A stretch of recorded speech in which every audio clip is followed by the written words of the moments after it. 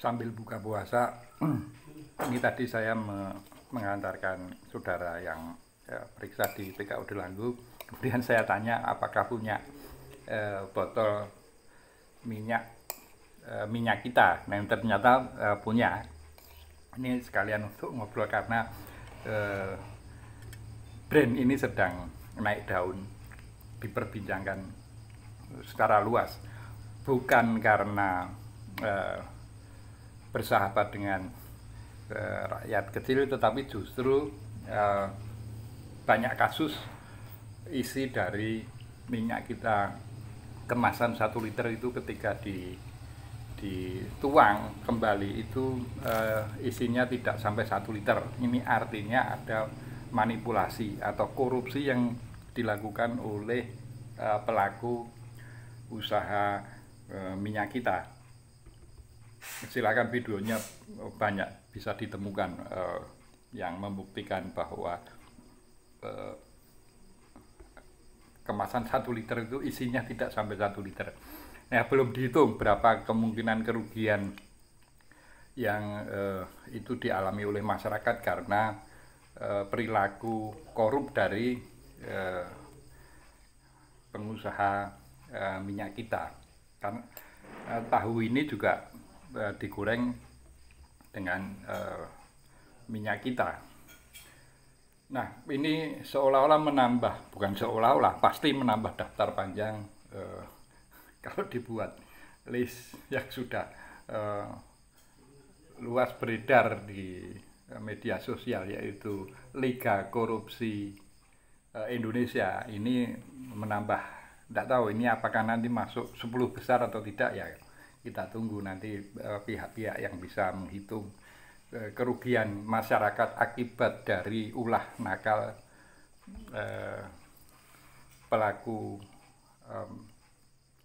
usaha minyak kita. Saya jadi teringat dengan peristiwa mungkin 4 atau 3 tahun yang lalu, saya lupa persisnya. Itu saya menghantarkan pengacara ke Banjarnegara yang mendampingi pengusaha minyak goreng yang waktu itu ditangkap karena dia menjual itu kalau tidak salah tanpa branding, tanpa brand begitu ya. Artinya dia beli dalam jumlah yang besar, kemudian dituang ke botol-botol kecil sehingga bisa dijual ke masyarakat. Nah, tentu dari sisi hukum perdagangan ini memang menyalahi karena tidak menggunakan merek dagang. Itu rawan terhadap perlindungan konsumen terutama.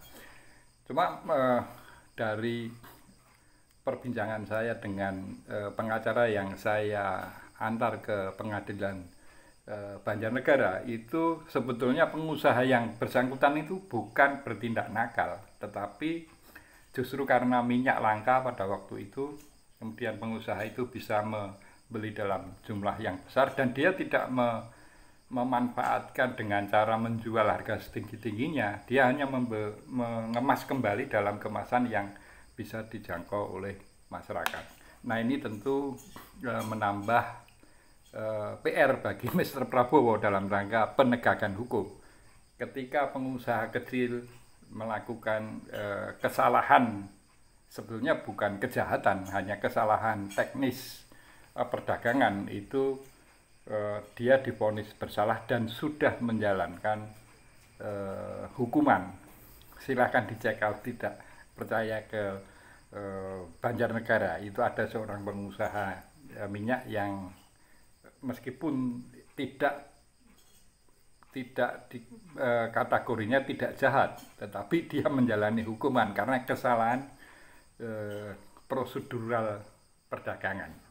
Sementara kalau ini benar, misalnya terjadi pengurangan ukuran dari yang seharusnya, maka sebetulnya perilaku pengusaha ini telah nyata-nyata